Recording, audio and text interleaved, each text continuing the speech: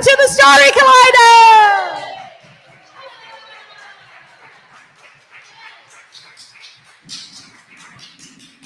I am one of your hosts, Paula Croxson. And I am your other host, Zack Stovall.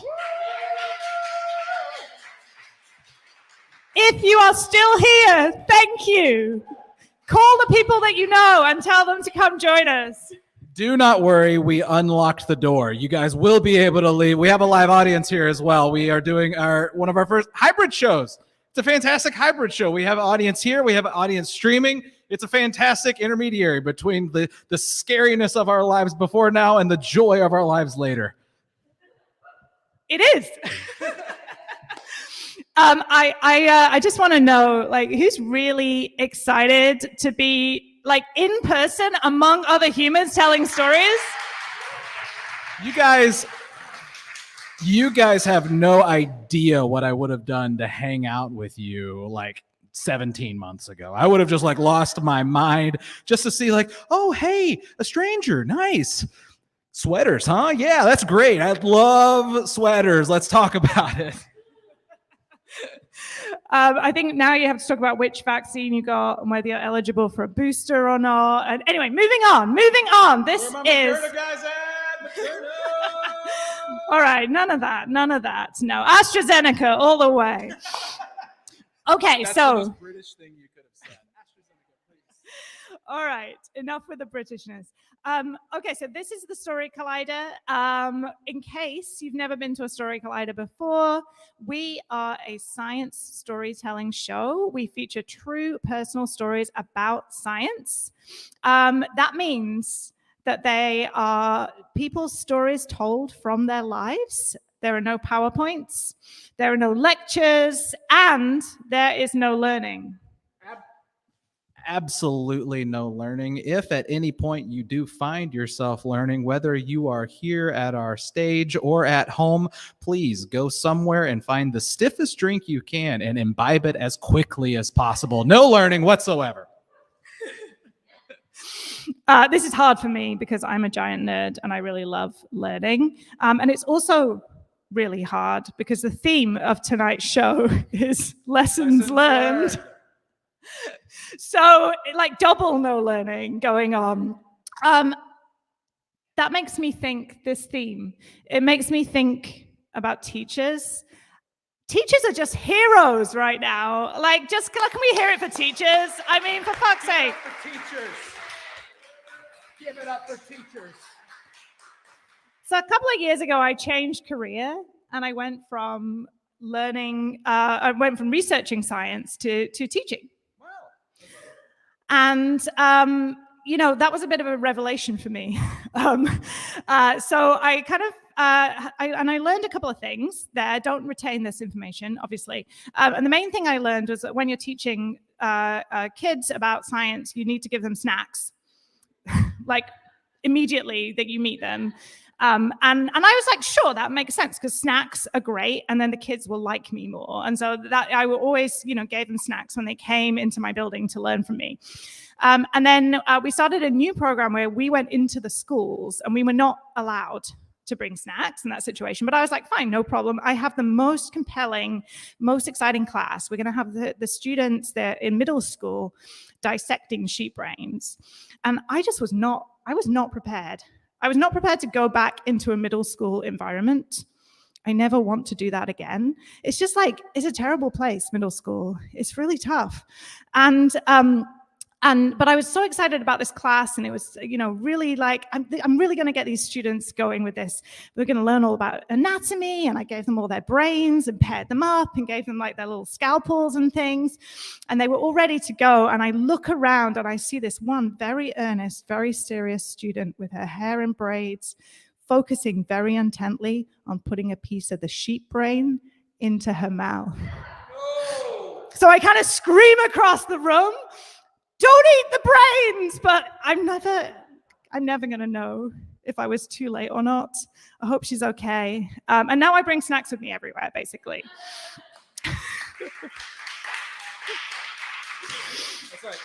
It's like lesson learned when in lieu of snacks, children will go for the brains of any animal they find. Like that.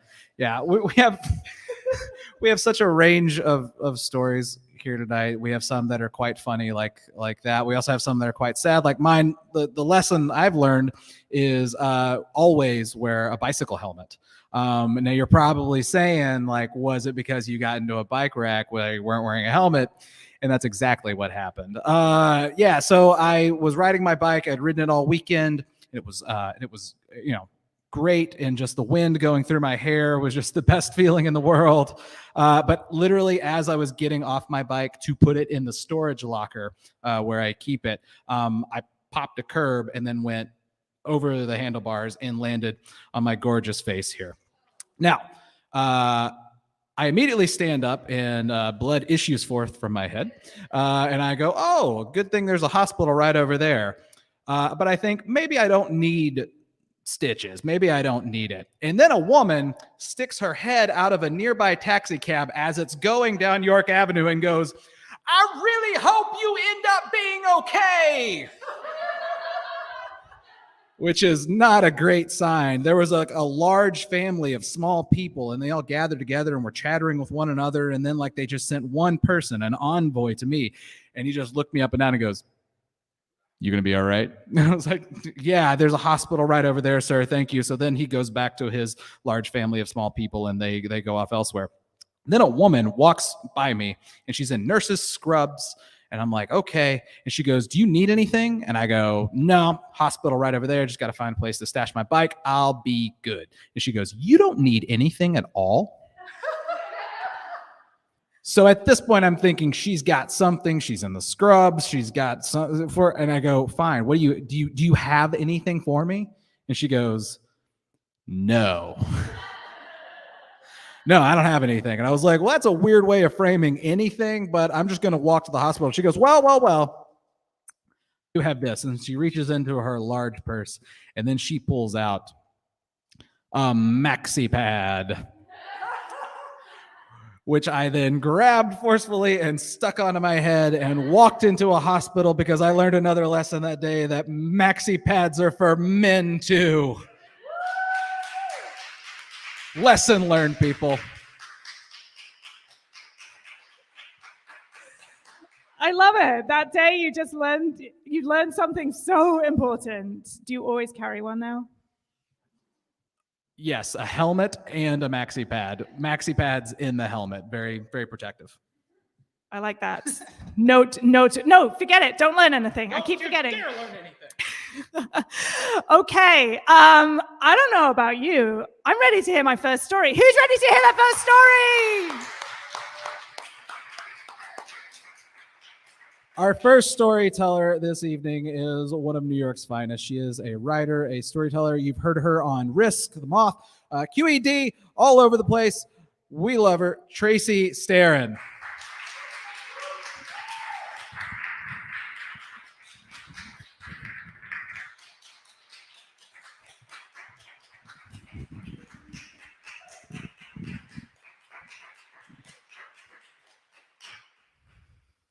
So a patient advocate came into my room to assess the level of care I'd need once I was discharged from the hospital.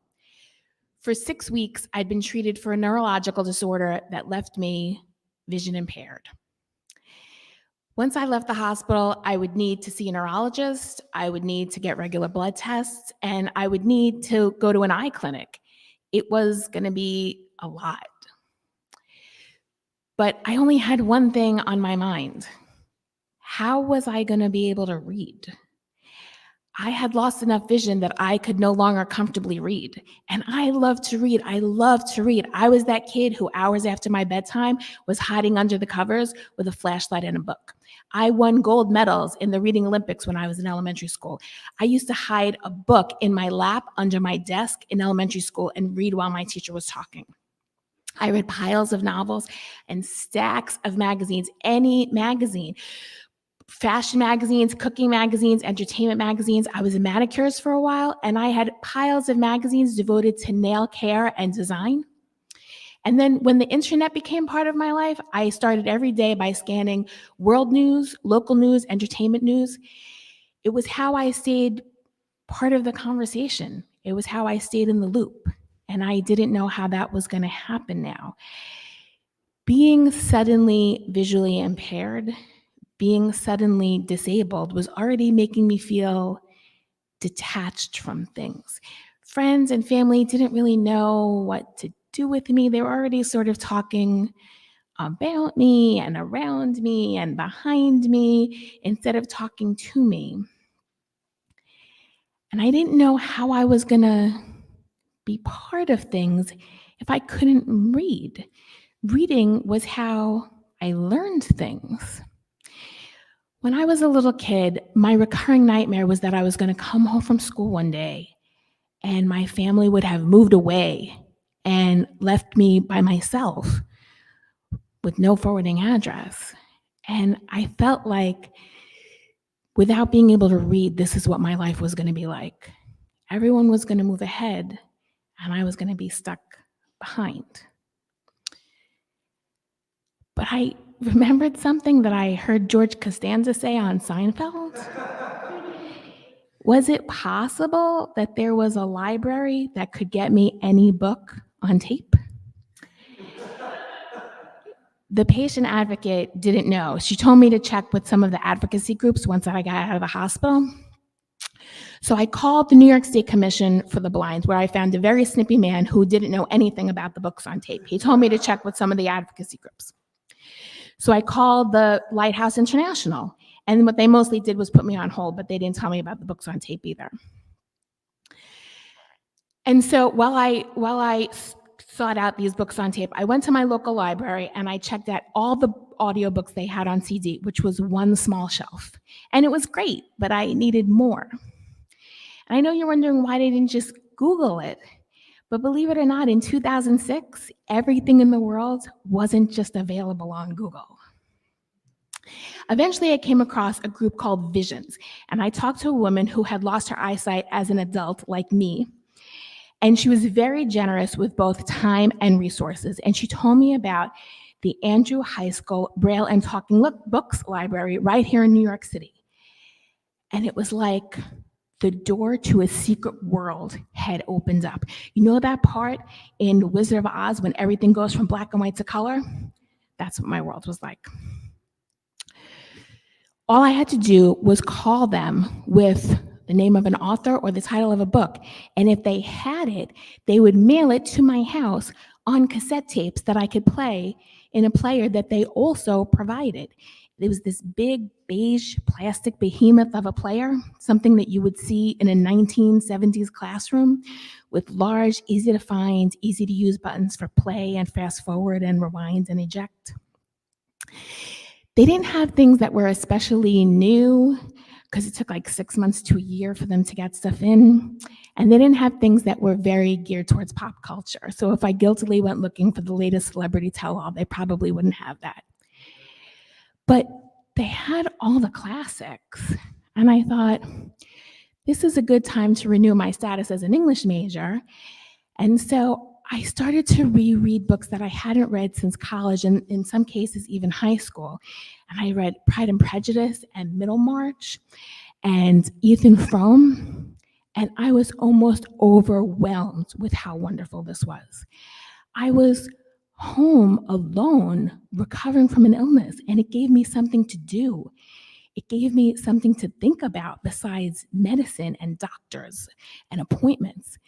And it gave me something to talk to people about. Although people are funny. They don't mean to be hostile. They don't mean to be ableist. But to this day, when I mention a book that I've read, somebody will always make sure to point out, well, you didn't read it, though. You listened to it, right? Yes, I listened to it. And thank you so much for making that distinction for me. And I've even had people say that listening doesn't count as reading. And it's kind of funny to me because a lot of the technology that sighted people really enjoy, like Siri and Alexa, is based in assistive technology that started out for the blind. But people are funny. Well, I I was really overwhelmed with how wonderful all this was for a while. But then even the extraordinary starts to feel mundane. And after some time, I started to feel almost restricted by being tethered to this big plastic player and my home computer, especially since the rest of the world was going handheld because the iPhone had been introduced.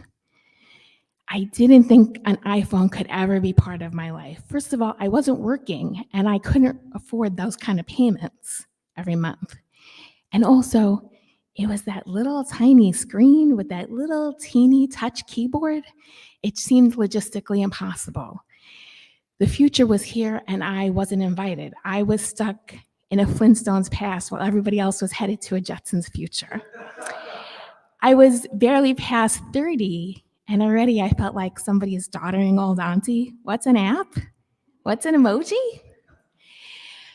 But then I talked to my friend Peter, who works for Apple, and he told me that all Apple products are accessible. And just by engaging these settings for the vision impaired, I can customize it so that I could use it. He also told me about the iPod Touch, which does everything an iPhone does except make phone calls. And it is dependent on Wi-Fi, so there is no monthly bill. And just like that, I was in the loop again. I was part of the same conversation as everybody else. I could scroll through my social media accounts without being tethered to my home computer. I could look up things on Wikipedia. I could study a language on Duolingo. And then there were these podcasts, a whole platform that was audio-based, and their popularity was on the rise. I loved podcasts. I listened to tons of podcasts. It was like somebody had invented an entire form of entertainment in response to me going blind. Now, I was more in the loop than some of my sighted friends. I've even been on podcasts. Sometimes I listen to something funny like Doug Loves Movies. Sometimes it's like journalistic true crime like Serial. Sometimes it's in-depth interviews like WTF with Mark Maron. I loved podcasts. And then my friend gave me her Audible password and I got to listen to all the books that she had bought. But these weren't like the talking books that I was used to. These were audiobooks elevated to a new art form, like fully produced radio plays, sound immersive experiences that I could lose myself in for hours. But Audible books are a little bit expensive, and there's no such thing as waiting a year till it comes out in paperback for $7.99. But then I found out about this app called Libby that allows me to take digital books out from my local library. And after 2 weeks, they just disappear off my digital shelf. I don't even have to worry about returning them. Nothing's ever going to replace the feeling of a book in my hand, the crispness of a page turning between my fingers, getting lost in the stacks of my library, or poking around a used bookstore, looking for hidden gems, pulling off the shelf every novel that fits my mood at the time. That's gone to me now.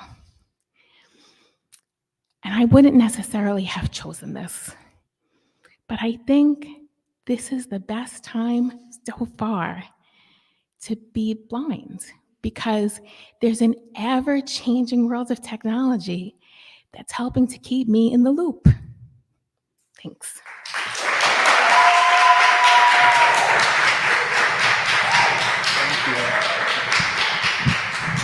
Keep it going for Tracy Starren.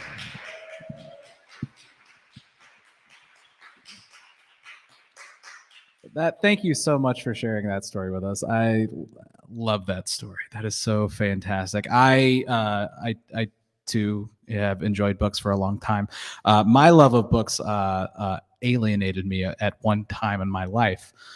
Actually, it was kindergarten, and nobody was allowed in kindergarten to take books home from the kindergarten library, except for your boy.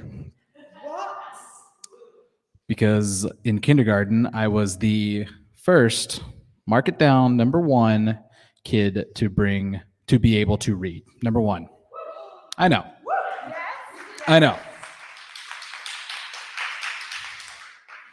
The book in question, of course, was Chicka Chicka Boom Boom. Chicka Chicka Boom Boom. Will there be enough room? A said to B said to C. I'll see you at the top of the coconut tree. It's one of the greats of all literature. But I was thinking about it. Apparently, this has been turned into a song, which you can now see in Rap Genius lyrics. So, Tracy, as you said, everybody is just catching up to making sure that the books we used to read are now available for everybody to hear as a rap song. So Chicka Chicka Boom Boom, it's a dope beat. Everybody needs to check it out. Subscribe to my SoundCloud. It'll be awesome. Thank you. I think we're ready for our next storyteller, right? Heck yeah. I mean, I don't know how anyone's going to follow that story, quite frankly. I feel bad that I never heard of that book. I need to catch up on my classics immediately. I know. Okay, our next storyteller. Oh my goodness. She is so many things. She is a scientist, a comedian, a circus performer. When she can't be found telling people about her opinions on the internet, she can be found hanging upside down from a trapeze. Please welcome to the stage, Andrea Jones-Roy.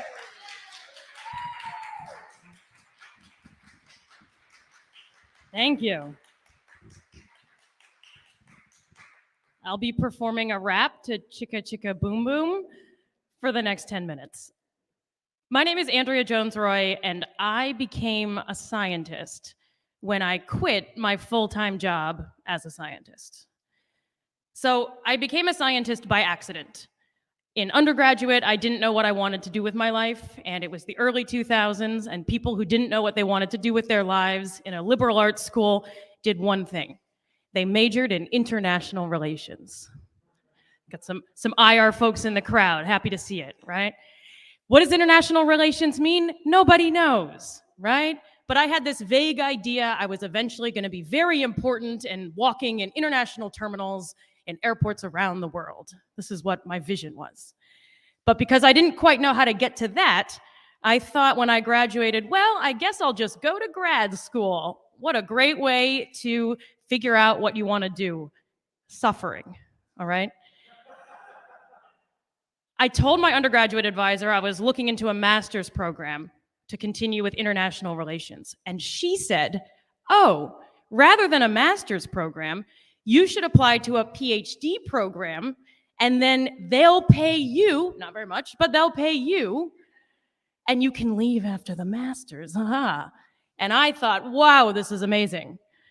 But I didn't know at the time that telling someone who's like, maybe I'll go to grad school, that they should try a PhD is like telling someone who says, maybe I'll get into scotch, that they should try heroin, all right?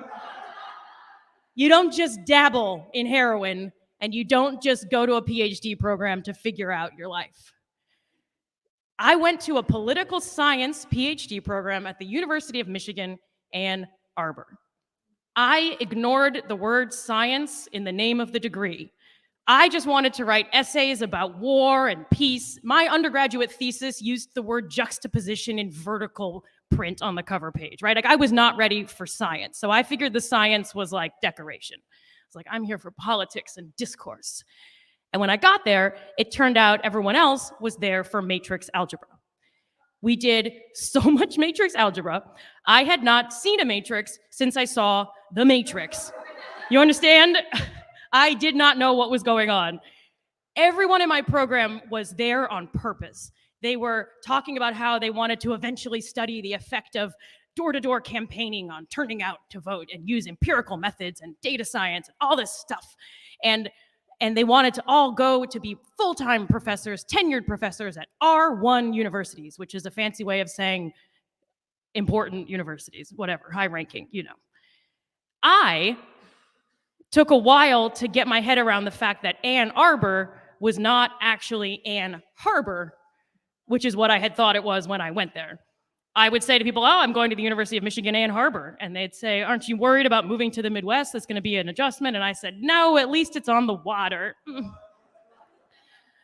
There's a river, to be fair, in Ann Arbor, but it's very small and it's not a harbor. So that's where I was. So for 2 years, I struggled with this math and the statistics and maximum likelihood estimators. And I learned how to program in R, which is a programming language with a weird name. And I hated it. And I thought, okay, I'm just going to get through these 2 years and I'm going to get the master's degree and I'm going to get out.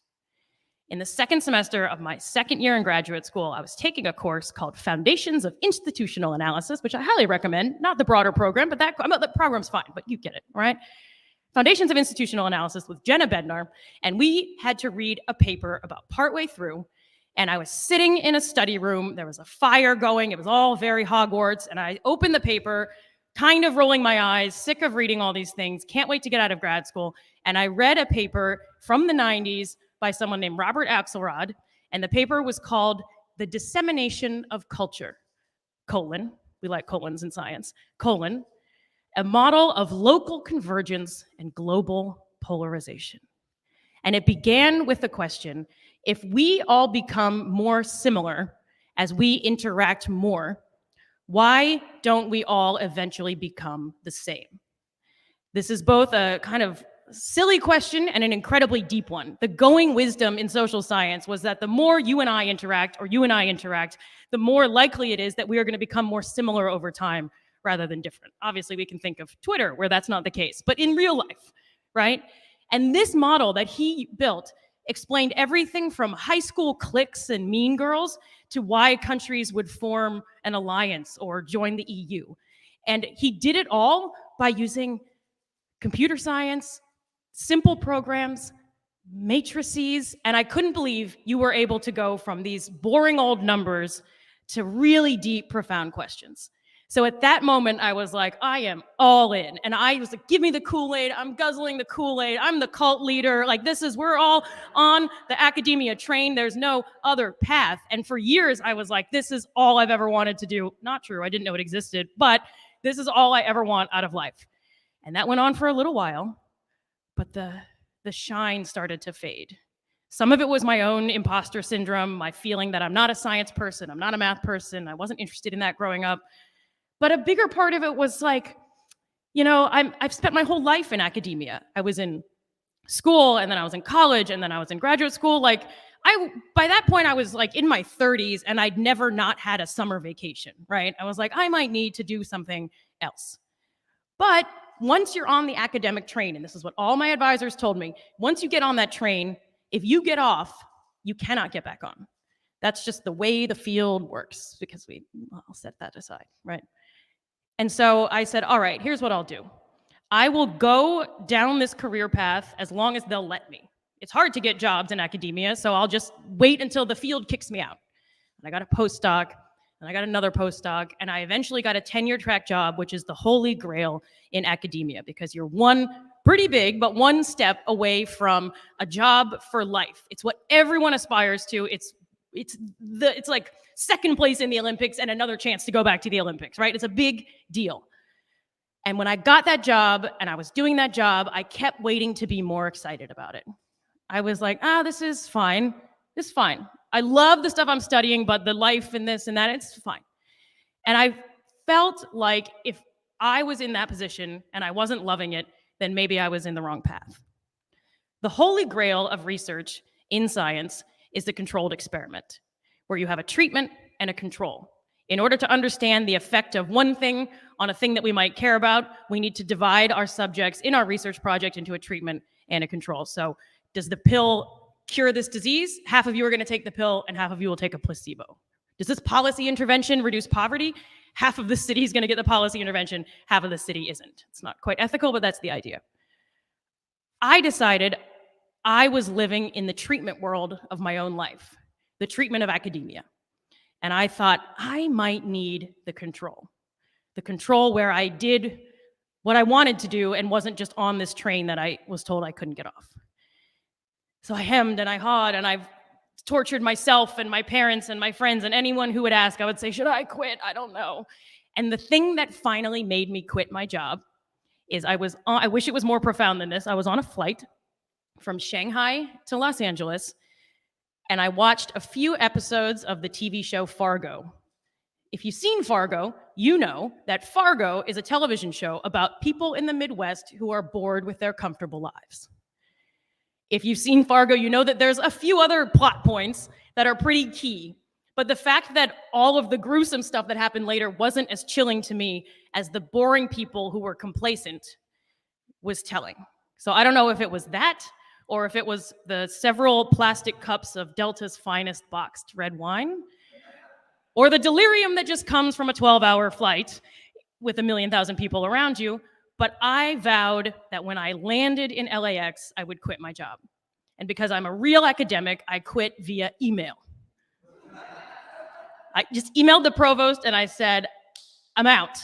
There was like more of a sentence, but it was pretty short for me. It was pretty good. It was raining outside of LAX, and the guy next to me, just as I clicked send, turned to me and he said, is it raining out there? And in my mind, I was like, are you crazy? We can't think about rain. I've just ruined my whole life. But I'm a professional. And so I said, it might be. I went into LAX shaking, terrified, not at all convinced I'd done the right thing. If you're ever in LAX questioning your entire life choices, here's what I don't recommend. Have a crappy margarita in a windowless food hall. That's what I don't recommend, but that's how I dealt with my decision. I stayed out of academia for 3 years. I lived in New York City, and I did all kinds of weird stuff. Many of the things Paula named when she introduced me. I ended up mostly landing in the consulting space.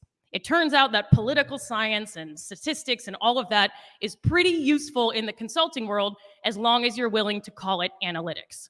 Now, I don't believe analytics is a real word, but I will say it for money, all right?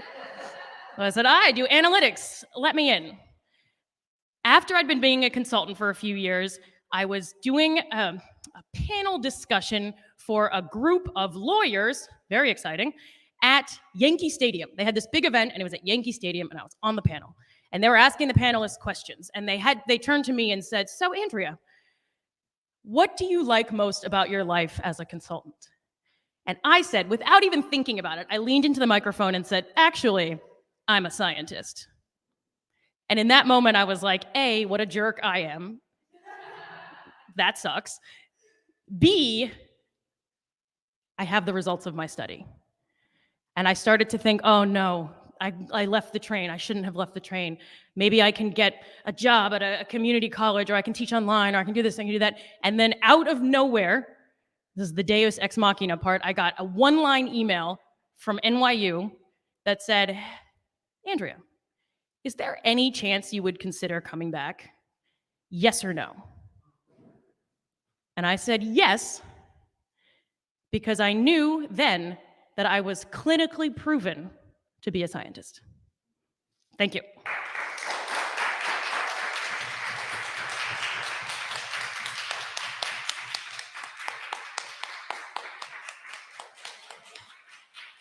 Andrea Jones-Roy. Fantastic. I thought you were going to clean the microphone, Zack. Sorry. I too am a scientist, and I care about cleaning microphones very much. I'm sorry for being such a nerd. Andrea Jones-Roy, everybody, that was an amazing story. I identify with a lot of that story because I too was on the train, and I too kind of didn't really know if I wanted to be an academic or not, but I felt like it would obviously kick me off and I would just know. And when I landed my tenure track job, I thought, right, this is it. This is going to be amazing. I'm so excited. I remember waking up for my first day on that job and never having felt so inadequate in my whole life. I realized that I was absolutely going to be found out. Like somebody was going to walk through my office door that day and say, you know what? We made a mistake. You don't belong here. And I believe that every day. But I carried on because you have to carry on. And I got my first technician, which is like a really big deal. And I took my technician in to meet the monkeys because I did research with monkeys. Something to know about monkeys, they're incredibly sexist. If you are a small woman, they do not respect you and they do not do what you want. And so usually when I walked into the room, the monkeys would like come forward and kind of like, I don't know, give me shit. You know, they'd be like, hey, you, fuck you. We don't like you very much. And they would like kind of yell at me in monkey, obviously. They don't speak English. And so I walk in with my new technician for the first time and I'm expecting to like explain all of this to him. And when we walked into the room, the monkeys were like, hello. They were so respectful. Some of them like kind of sat back and just like looked at me. And I realized that they had picked up on the social cues between me and my technician. And I actually was the boss.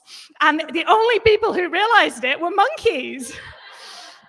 I kind of think that's a win, basically. So if you're ever feeling doubtful, just grab a few monkeys and get their opinion, basically. Are you ready to hear your next story? Our next storyteller is a particle physicist. He is a postdoc at Brookhaven National Research Laboratory. He is a science communicator, and we're so happy that he is communicating with us via storytelling tonight. Mateus Carniero, please.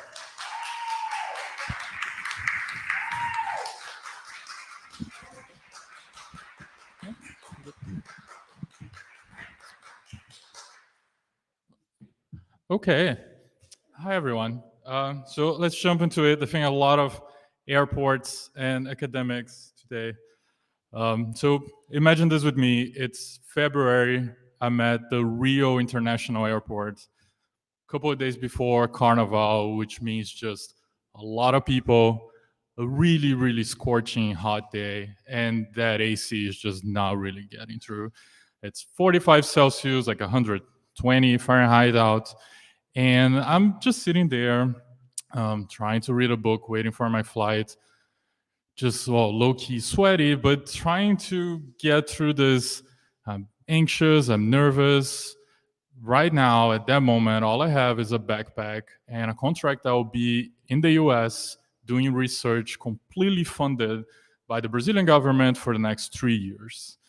This is sort of a moment of a conclusion of a couple of years of me having to go through different PhD programs and moving cities a couple of times and going through bureaucracy, get a visa, project approved, all of that to that moment, because I really got the opportunity of going to work in one of the top laboratories of my field, Fermilab. So I'm in Rio. That has been my house for a year now, and I'm leaving all my friends, all my family in Brazil, and exchanging it all for Batavia, Illinois. 12 hours later, I'm at the airport in Chicago. As I wait for my ride, I take a step out and I instantaneously understand what being cold means. I mean, this is 2014, the polar vortex winter year. So not just I understand what cold is because it's -5 Fahrenheit outside. I actually go from never seeing any snow in my life to seeing all the snow in my life. Like, right there. My advisor picks me up. We drive towards the lab. I immediately also understand how far from the city that lab is, where I would be staying, also how flat a landscape can be. But the lab itself is very interesting. Fermilab is the most open of all the national labs. Anyone can actually come in. They have a herd of bison that people love to go and see, and the architecture is actually thoughtful and very interesting. But in general, all of this was a lot. All the research that I had done up until that point was just theory. So it was like me working with two other people in a project, and here I am working with like tens of people that I had never seen before and a single experiment. It's also my first time in the US ever. My first time speaking English all the time. I have no former learning of English. All of this is movies and video games. So it is that, but at the same time, it's a bunch of people that are welcoming. I stayed in the lab. So the Fermilab has the Fermilab Village, which is a part of the laboratory, which is just a combination of dorms and little houses, big houses, all sort of like a 70s military style. It is as creepy as you're picturing, and you have a lot of wildlife. But it's also a combination of people from everywhere. I think I literally lived with people from every single continent and people that worked on Antarctica. And you have all of these people, we are there in the middle of nowhere, and some staying for years, some staying for months, some come and going for like days. So you have these people all in the situation that I usually call alone together, because you are there and you look around and you don't know anyone, none of your support system is there, but everyone else is in that same situation. So there's a bonding that happens because everyone kind of needs each other. You make friends really easy, and it is a very interesting situation to be. It took a time, but eventually I started to find my crowd when I do remember being in the pub. We have one pub / chilling area in the village thing. And I overheard like this group of people that I hadn't talked to or haven't seen before saying something like, oh, we have all these beers and games, but they are closing. We don't have a place to go. My answer is just stand by and say hi, introduce myself, and offer my house. Next thing I remember, there's a mix of people playing drinking card games and someone trying to hook up a Nintendo 64 on the TV. I just found some people, and in the end, it was a good spring. Fast forward to the end of April. So in the end of April, I'm supposed to get paid. As I mentioned, all of this is being funded on my side, is being funded by Brazil. So they have a system that I do. They set up to me like a bank account. I have a card, and they're supposed to pay me every 3 months.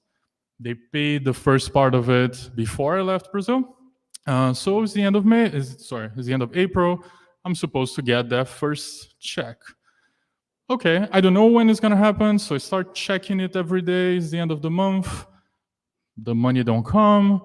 Suddenly May starts and that money never came. So, okay, there's something wrong. I get into a bit of a crisis mode and I start spending a lot of my time making these international calls to Brazil and going through monolithic Brazilian bureaucracy, which is the US bureaucracy only gets close to it when you need a visa, but Brazil's pretty good at that. So eventually I get some information and it's like, no, it was just a mismatch of dates. In the end of the next month, so in the end of May, you will get your money. Okay, I wasn't saving any money. Also, I'm kind of lucky that there was not much to spend with around there. But at the same time, I had some costs. Like I had to buy winter gear, that was a big one. And I had to buy a computer, otherwise I couldn't even work. So there were things that I had to spend that money on, but sure, it's a month. I get it, it's fine, I'll be fine. The end of May comes and my brain is already alerting that something's coming. Pay attention, I start checking that bank account all the time, and that money don't really come. It's the beginning of June, and that money is not there. And now this is really serious, right? Like it's the second month without pay. Whatever they told me that was wrong before and was fixed, apparently was not. And here I am, back at square one. I'm the only one losing something with it. So, okay, let me get back on crisis mode and figure this out. So I get back into spending all of my days on international calls and sending all the emails that I could. And well, let me give a couple of steps back. This is June. And if you ever heard anything about Brazil, you probably know that we sort of love soccer as a culture, all right? So if Brazil is playing in the World Cup, so every 4 years, if Brazil is playing, that's a holiday. It's not like a holiday, but you don't go to work because your boss is not going to work, because whoever is supposed to be there opening the door is not going there too. So I never cared for sports, I never cared for soccer, but since 94, when I was 6, I watched every single game, even if it was just to skip class. So okay, back to 2014. June 2014, Brazil was not just in the World Cup, Brazil was hosting the World Cup. So if Brazil was playing, that was actually a holiday. So if Brazil was playing, there's no one that I can talk to. And it's a day lost on that quest of trying to figure out my own payment. On top of that, the funding agencies are in Brasilia, the capital, that was hosting games. So if there were other games in Brasilia, that was also a holiday, and I couldn't talk with anyone. So besides of everything else, I was competing with the World Cup to get through. Eventually, I do. Eventually, we figure I was wrong. There were 2 project numbers, whatever. I go through a whole bunch of hoops, and I get to everything being set, to which I get the final information that was, okay, you all set, everything's fine. Next month, you'll get your paycheck. Like next month, the end of July.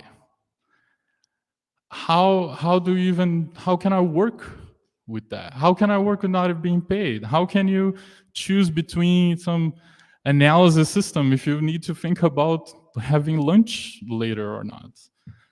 It was really hard. It was like, and you're angry, like you're pissed, but you don't even have who to be angry with. Like I talked with every single person somehow responsible for that, and they figured it out.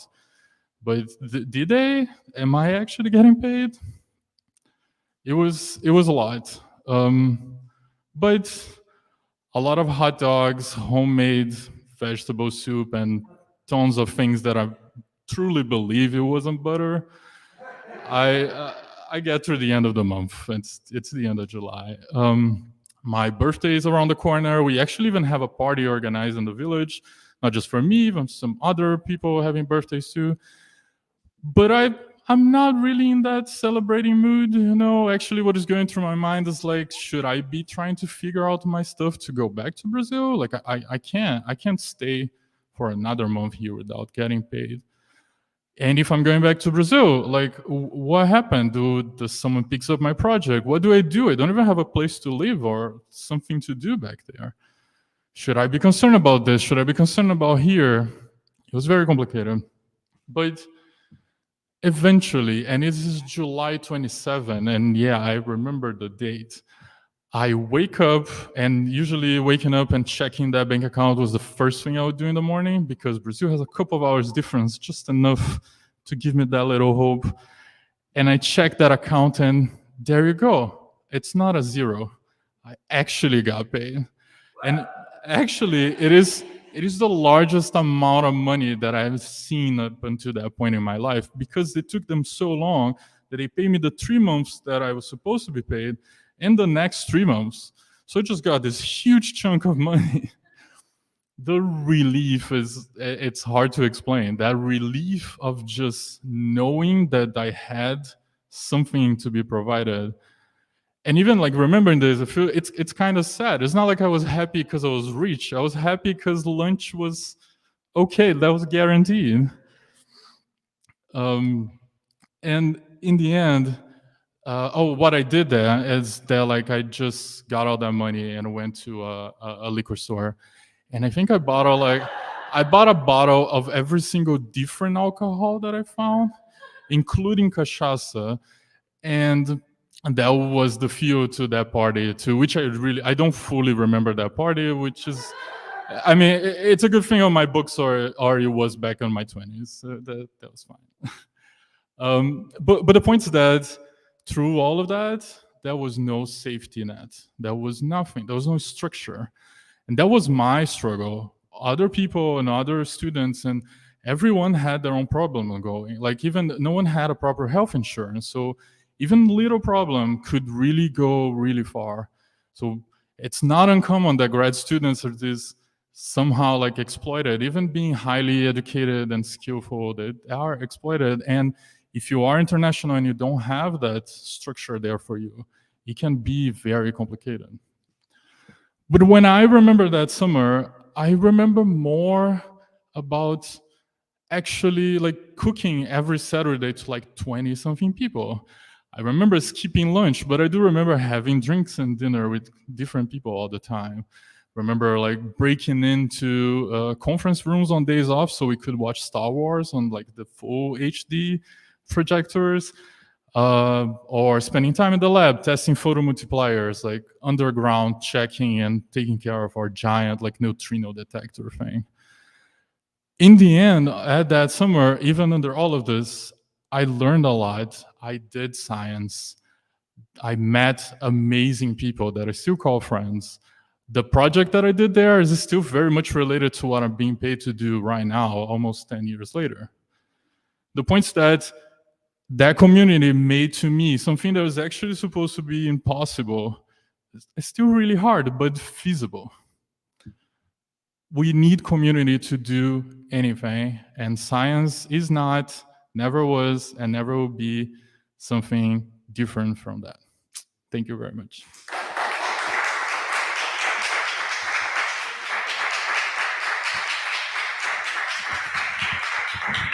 Mateus Carnero, everybody! He's a giant.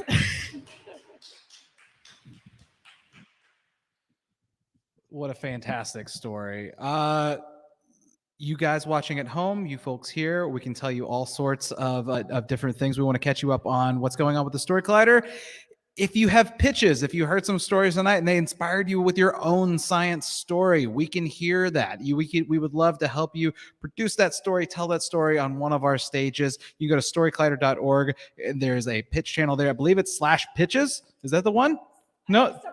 Submissions. That's the one. I knew it wasn't just pitches. I knew it was something a little bit more formal. A submission. Yes. So you can submit there. You can also go to storycollider.org/donate. This is a nonprofit. We love running shows. We do workshops. We do stuff all over the country. We'd love to not only hear your pitches, but if you have some time and some extra income, not everybody does right now, but if you do, we'd love to see some of that as well.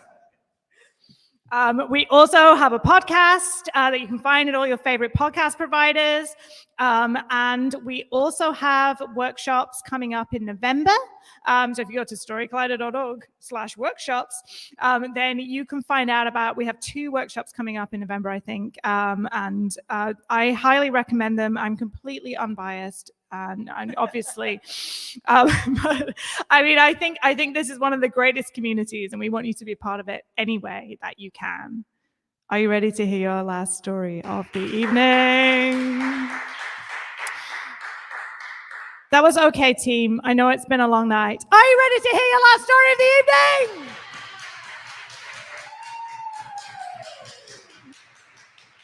Oh my God, who knew that 7 people could make so much noise? Amazing. Our next storyteller is so many things. A program manager of community engagement at the Moth, a writer, an award-winning storyteller. His stories have been featured in the Washington Post, the Moth Podcast, the Womanity Project, and now Story Collider. Please welcome to the stage, David Sandiford.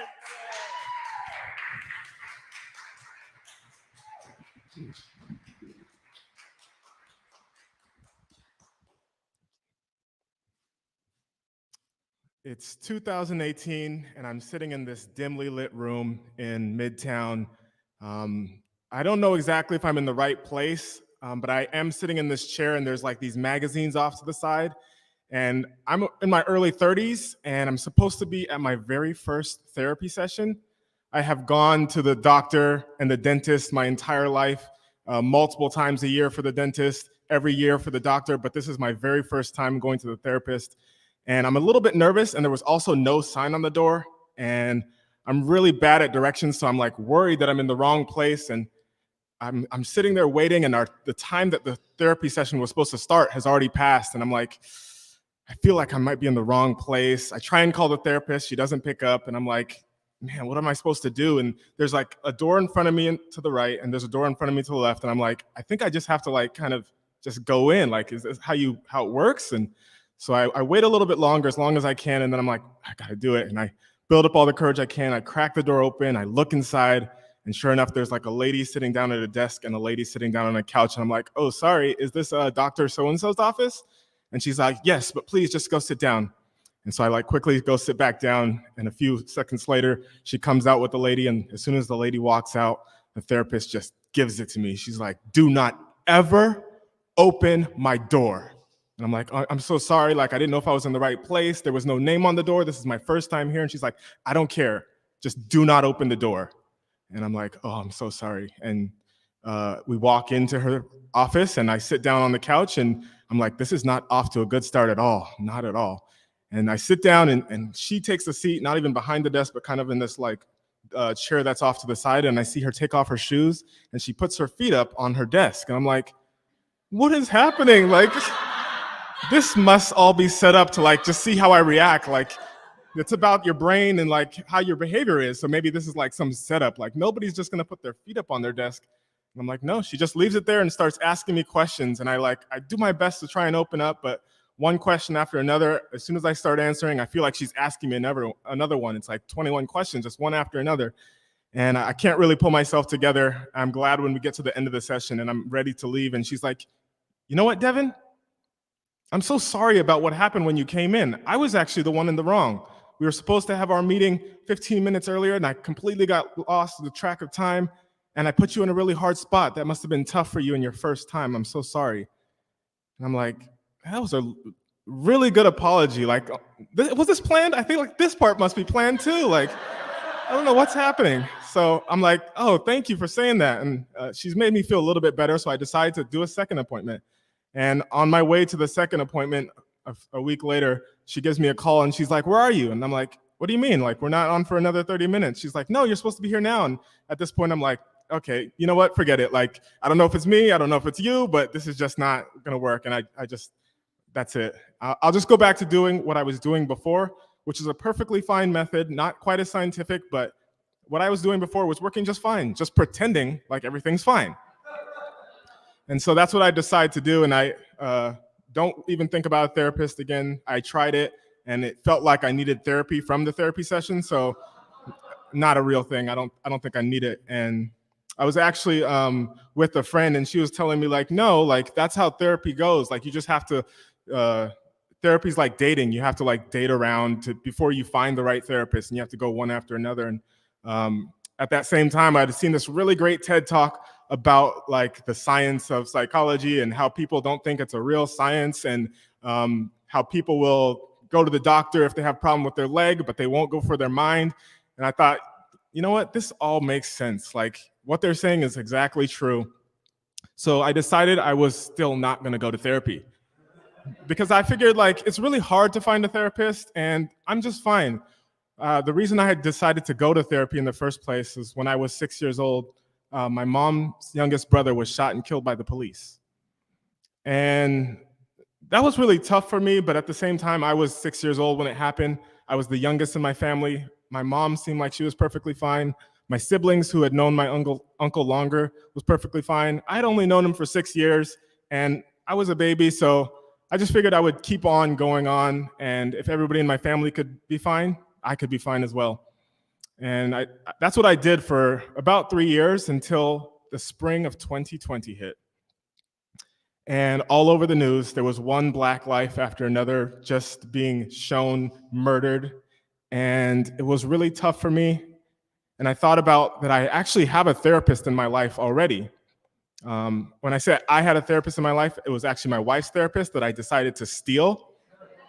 And sure enough, I set up an appointment with this therapist. And this time, because it's in the middle of COVID, instead of going into an office in Manhattan, I get a chance to sit down in my own bedroom, in my own desk, in the comfort of my own home, on a Zoom screen. And this time I'm sitting across from a person of color, an Asian woman, and the woman before was a white woman. And I realize now that I probably shouldn't have done that. And as I sit down with this therapist, right off the bat, she's making me feel comfortable. She's like maybe 60 years old, but she's like calling me dude.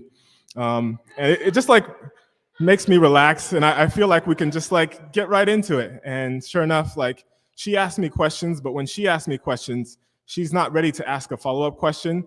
There's like this long silence afterwards that like means that I'm supposed to continue talking. And as I go through these, and she gives me this space to like continue talking, I find myself starting to cry. And I don't often cry, but as I'm in these therapy sessions, I just begin bawling for all the things that I had like repressed and held in. And she takes me through all these things about accountability. She takes me through all these things about not holding things in. And she teaches me to have the courage to speak to my parents, because I've never spoken about what happened when I was 6 years old. And so I talked to my mom, and I talked to my dad, and I talked to my uncle. And I'm doing such a great job in therapy, she decides that we're going to go every 2 weeks, twice a week, I should say. And so I'm going through all these sessions. I'm starting to feel better. Everything is like starting to turn around. I'm finally expressing myself, and she sends me a text message. It's like the end of 2019 or end of 2020. She sends me a text message. She has a sinus flu, and I'm like, okay, like take care of yourself. But in the back of my mind, I'm like, sinus flu, like I think this might be COVID. And so I tell my wife that, and she's like, no, like why would it be COVID? And I'm like, I don't know, just like it just seems like in my mind that's what it is. And she's like, no, like just relax or whatever. So I do that, and I just wait for 2 weeks to see if I hear anything from her, and I don't know if I should call her because it's like she has her own personal life. And I wait for another week. So it's been 3 weeks now, and I finally tell my wife, like, no, I think something's really wrong. And she's like, yeah, I think you're right too. Like, I think Susie didn't want to work with us anymore. I'm like, why would she not want to work with us? That's like a crazy idea. I'm like, but then I think about it, and like, maybe my idea is crazy. The fact that she would like have COVID, why would that be the case? And she would have let us know. So I like calm myself down again and decide to like revisit it if she doesn't get a hold of us. And so I wait for a little bit longer. We decide to reach out to the person that put us in contact with this therapist in the first place. And she reaches out to like other ones of her friends who have been going to this therapist for 20 years. And they're like, no, it's nothing. Like, yeah, if there was something wrong, she would have let us know. And I'm like, that seems reasonable. But in the back of my mind, I'm like, I don't know, just something doesn't feel right. And so as I'm sitting in my room every single day, because it's in the middle of COVID, I decide I'm going to start like Googling her name. And so every few days, I'll put Susie into Google and just see what comes up. Susie Vicencio, her last name. And I search and search, and I don't see anything until one day I'm sitting at my desk and I see an obituary pop up. And my first thought was like, I don't know if this is her. It was like a young picture of her, and it had a different first name. It had Susie in like quotes. I'm like, maybe this isn't her. And I was like trying to trick myself to like be okay. And I decided that like I better go and just tell my wife, because she's been going to this therapist for longer. Like if anybody's gonna like need to know, like she's gonna be the one. And I actually waited for my wife to come out of the bathroom, and I showed her the obituary, and I said, I think this is Susie. What do you think? And she's like, yeah, I think so too, but let's check with our friend and see what she thinks. And so we send the obituary to our friend, and she sends it on to the clients who've been going for 20 years, and they confirm that like this is our Susie. And when that first was confirmed, I thought to myself like, oh, that's terrible. Like I felt really bad for those people who had been going to her for 20 years. They felt like that would be a really strong connection. I felt really bad for my wife, who had been going to her for a really long time. And Susie actually had like a 21-year-old daughter. And so I felt like all these people would have the right to mourn. And for me, it was just like, I only knew her for 6 months. And that I didn't really even know her actual first name. So what right do I have to like mourn? And I just decided to go on with that until one day I was in the shower, and all of a sudden, just like a flood of tears started streaming down my face. And I started to think about Susie being the person that I had told the most to in my life. I had never shared these things with anyone. I never felt safe before, and I had shared them with her. And even though I had only known her 6 months, that I had had this bond with her. And I realized that the things that she had been teaching me over those 6 months was that I deserve to mourn. That even though I had known my uncle for only those 6 years, that I had a connection to him and a connection to my family that meant that I should not be repressing these things, and that I should actually be working on trying to get to a space where I see myself as being important enough to cry. And I just let out all the tears from my uncle, all the tears from my mom, all the tears for Susie, as I thought about the lessons that finally were sinking in, that psychology isn't real science, and that there are actually scientifically proven methods for dealing with things. And one of them is not pretending that you're fine when you're not. And I was so thankful to Susie. Thank you.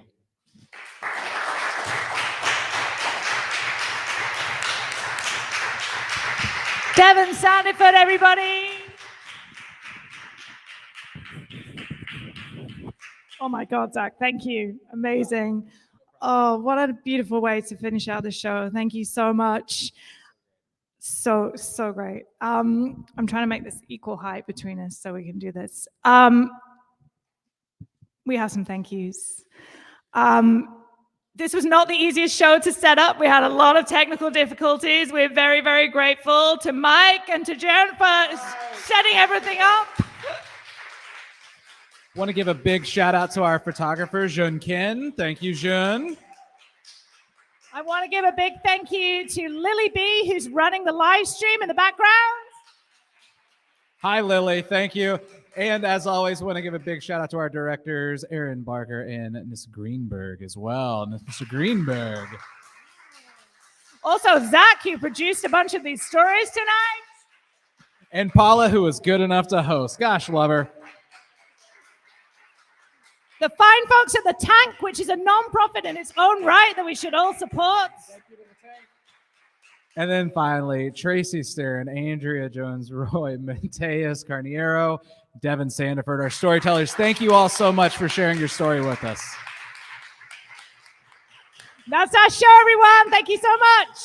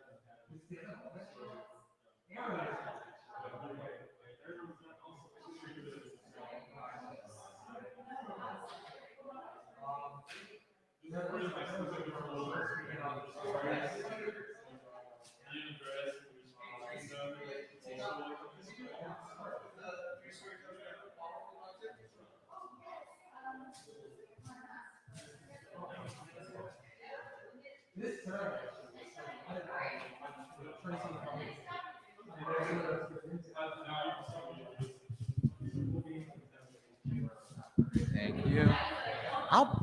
I'm fine with taking mine off. Should we keep our masks off on?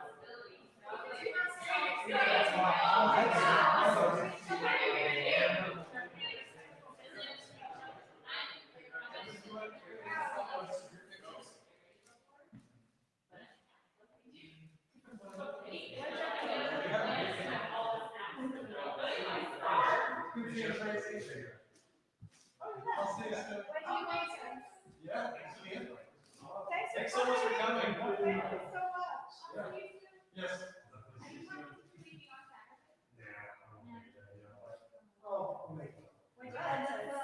Great show, everybody. This was so cool.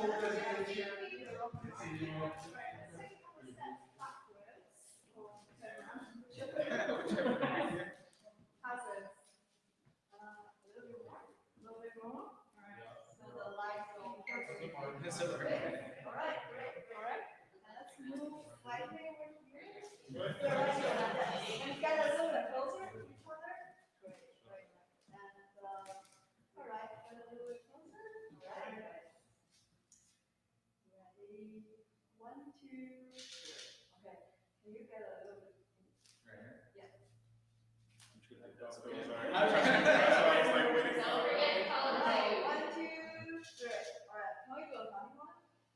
Sure. Just like funny hands? Yeah. All right. Yeah. We're just doing funny hands movements. All right. Ready? Ready? 1, 2, 3. All right. Perfect. All right. Thank you. Thank you so much. Thanks so much for sharing your stories with us. It was really an honor to hear it. Apologies for the slight delay on the tarmac there, but we got you home. We got the flight home.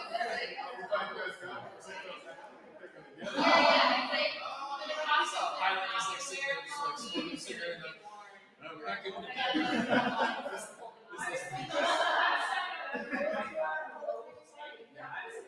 No, we were about to become the host / photographers and just like live stream about Instagram. During the pandemic, we had to go over to Facebook Live.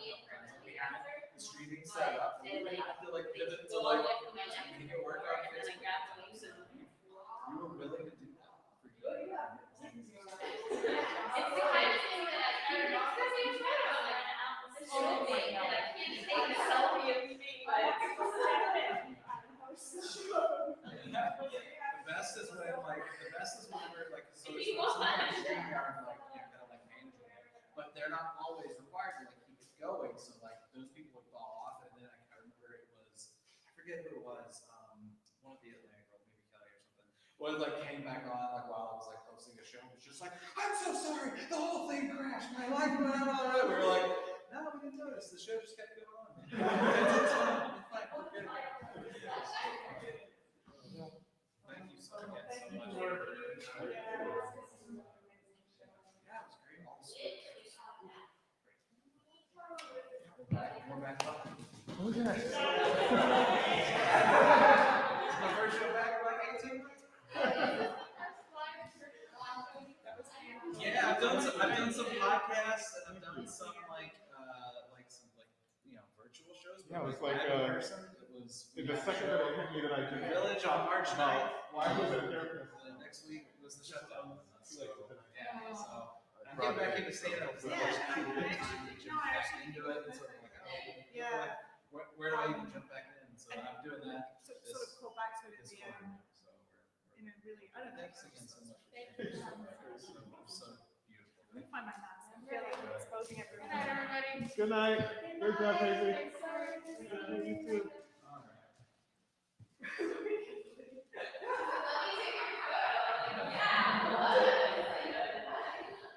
Twist my eye.